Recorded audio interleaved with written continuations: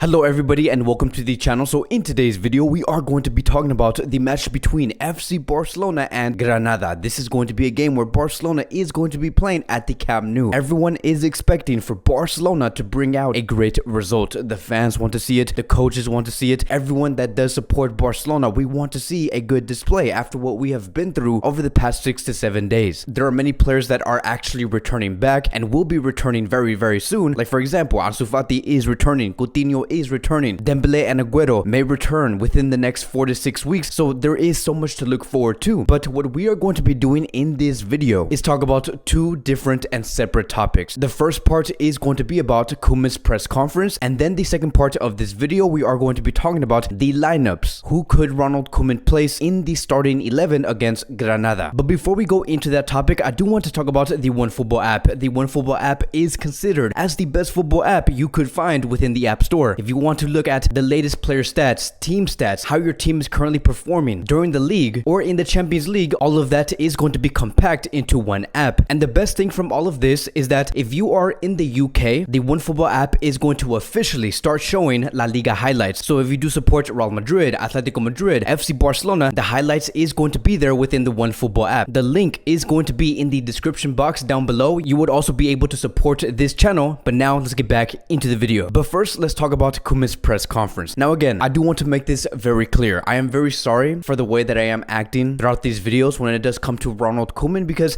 I simply just have to call out some things that does not resonate well with many Barcelona fans and especially with me. Because what we have heard coming from Koeman in today's press conference against Granada, this is the exact same reason, right? The type of attitude that Koeman is having in this press conference, this is the reason why we have lost and tied against those small clubs in the previous season and why we had to pay the price on not winning La Liga. And I'm going to be explaining exactly why I am saying this. But it says here, let's first start with Koeman speaking on Bayern Munich. And this is what he said, and I quote, "Before Bayern Munich, there were questions about whether I was going to renew. We lost to Bayern, and now the questions will probably be about whether I'm afraid of my future." So of course, right, when you give out a display like that against Bayern Munich, where everyone was saying that it was a horrendous display, then you are going to be asked whether you are afraid of your future with Barcelona. It makes complete sense. Like the fact that we have been hearing Joan Laporta saying that he is not okay with how Barcelona was approaching Bayern Munich, right? Someone who does not even tactically study football like this, right? Joan Laporta. And the fact that fans are also not okay with the way Barcelona have been playing against Bayern Munich, then that should really tell you something. That should really tell you on why people are asking you if whether you are afraid of your future with FC Barcelona. Moving on towards the next statement, and this is what Koeman had to say, and I quote, "I am more realistic than opportunistic. Last year, Barcelona lost 8-2 against Bayern Munich, playing with Messi, Griezmann, and Suarez. The other day, we ended up playing with very young players." Now, first things first, right? This is exactly what boggles my mind about this whole thing, right? The fact that you believe that your way of improving is by the opposition to score less, to concede less. That is something that cannot be tolerated in FC Barcelona. The fact that you want to point out that you think that this team has improved because we have conceded less, this is exactly why Barcelona need a real leader in the managerial position, because we need to have a manager that cannot be okay with a loss or a tie. Like we lost against Bayern Munich 3-0 and Koeman wants to say that we basically improved. And at the same time, right, the coach of Bayern Munich who actually won 3-0 against Barcelona, right, Nagelsmann, he stated that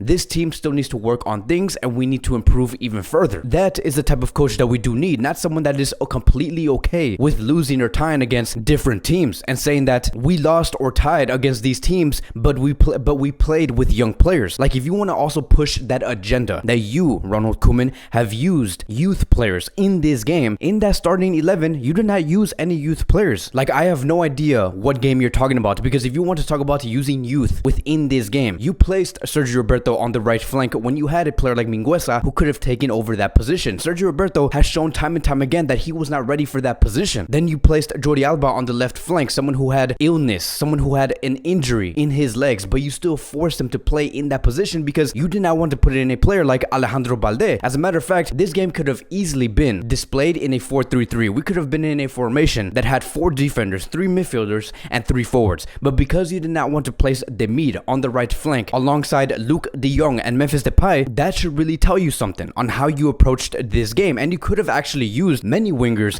in that front 3 if you were to never say no to Conrad de la Fuente and Francisco Trincao. Trincao. Now let's move on towards the next statement. The players are realistic, especially the older ones. We want to improve, but we are realistic. We know that it will not be in 2 days. It will take some time. So again, like I have said in the past 4 to 5 videos, how much time do you actually need in order to bring the best from these players in Barcelona? Because if that's going to be your excuse on not performing against the Bayerns, the PSGs, the Juventus, then you are simply not the manager to move Barcelona forward. If you're going to continue to say that we have to be realistic on where we're at, if you really believe that this squad is that bad, if you believe that this squad is simply just not ready and will not be ready in time for the next 2 or 3 years, then resign. Like, resign right now. If you really think that our squad cannot work with what you want to display on the field, then resign. Take yourself out of this image, because you had one full season, trial and errors to understand what works and what doesn't, to understand who's in Barcelona B that you could bring into the first team. One full season, which was the previous season, to prepare for this current season. And the fact that you want to say that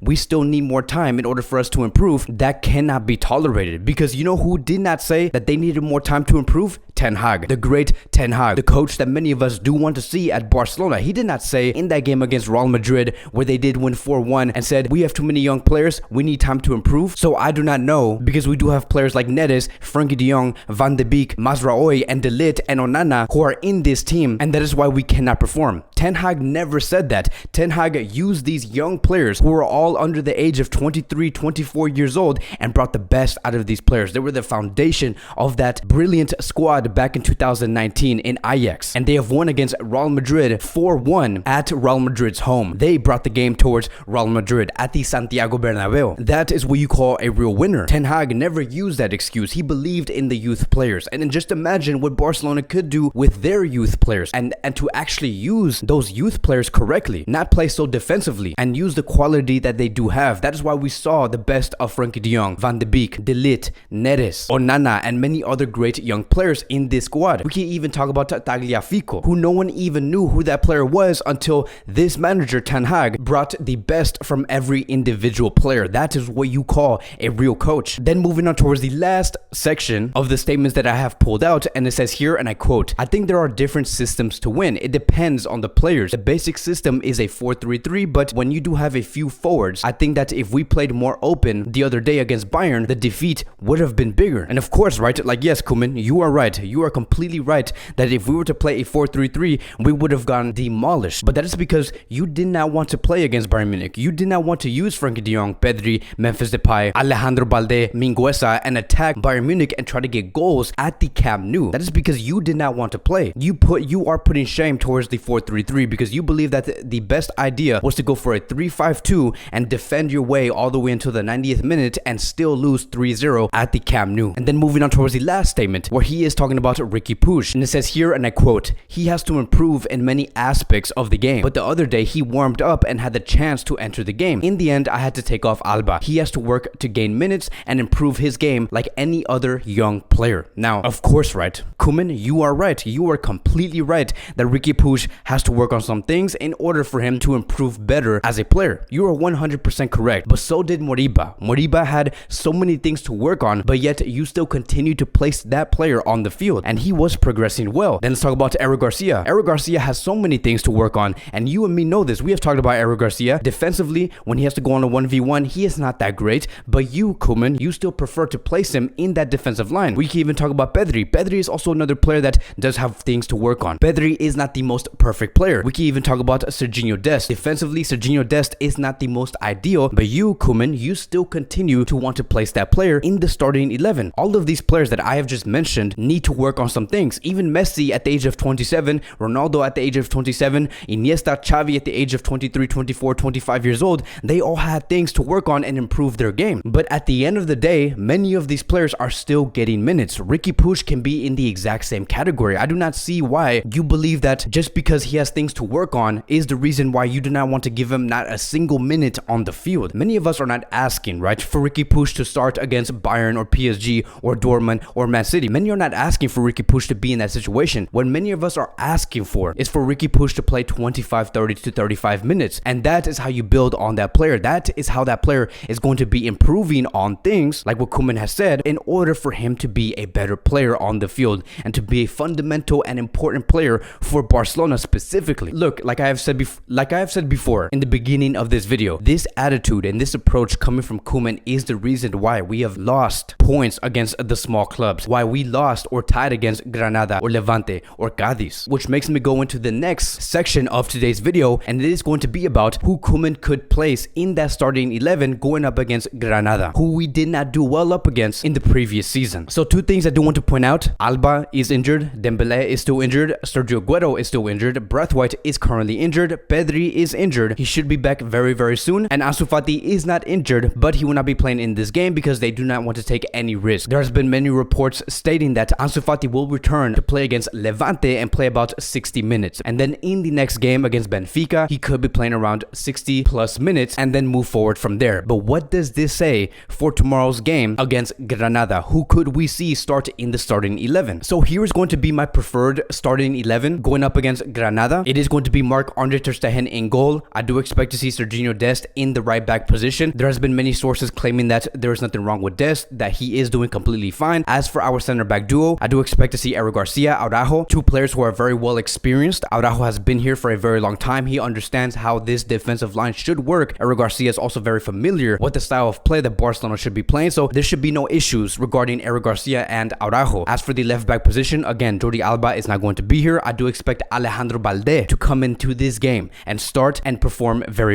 well. As for the midfield, right, I understand that Koeman may use Sergio Busquets in that defensive line, but I would really like to see Nico Gonzalez in this game within Busquets' position against Granada. Nico Gonzalez is a monster. He is a player that works hard, and he knows and he understands the style of play of FC Barcelona. As for the two interiors, I do expect to see Frenkie de Jong, as always, a great player, and then Gavi playing alongside with him. Gavi is a warrior. We saw what Gavi did against Bayern Munich. He was punking the hell out of those German players 99% of the time, and I do want to see more from Gavi. And again, Gavi is only here because Pedri is currently injured. As for the front three, I do expect to see Coutinho on the left, maybe cutting in, taking a couple of shots, and doing what Coutinho does best. As for the forward, I do expect to see Memphis Depay as the number 9 and being feeded by players like Gavi and Frenkie de Jong, and then having the mid on that right side position. Someone who can stretch the field, someone who can come in and create and build with players like Memphis Depay and Felipe Coutinho. And then the two substitutions that I do want to see and expect to see coming from Koeman is going to be Riqui Puig coming in for Gavi. Riqui Puig, again, he should be playing, he should be getting some minutes, and then Mingueza maybe coming in for Serginho Dest. Maybe not push Dest all the way into the 90th minute and have Mingueza come in there and get a couple of minutes, because we have yet to see Mingueza play a large portion